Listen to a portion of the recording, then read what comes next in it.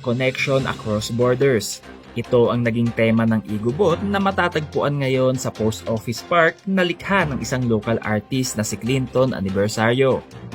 Ang naturang sculpture ay ginawa gamit ang metal scraps na hinubog upang maging postman at craftswoman.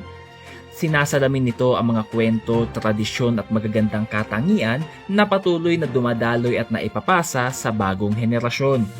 Yung Igobots ni Mr. Clinton Aniversario, a local artist dito sa Baguio, na matatagpuan ngayon sa Post Office Park is actually part of our creative crawl, no?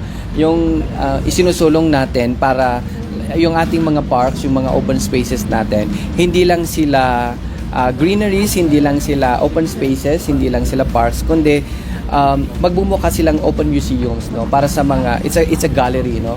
They will become outdoor galleries of our local artists.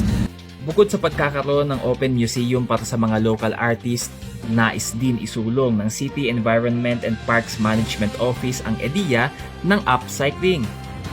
We'd like to promote kasi yung mga upcycled, no, yung mga recycling na it can actually yung mga garbage natin, yung mga unreusable items already natin, it can be transformed into something creative, into something into an art, no. Patuloy namang inaanyayahan ng SEPMO ang mga local artists na makiisa sa mga inisyatibong gaya nito. To invite ang mga artists, no, to give us proposals, no, para bigyan tayo ng mga proposals kasi mas maganda, mas maraming nag-iisip, 'di ba? Mas magiging maganda yung kakalabasan. So, we have actually other public spaces na open for proposals for art installations. Ilan pa sa mga Igobots na likha ni Clinton ay matatagpuan sa Lower Session Road at Philippine Science High School sa Irisan. Conan Gulapa para sa PIO, Baguio Balita.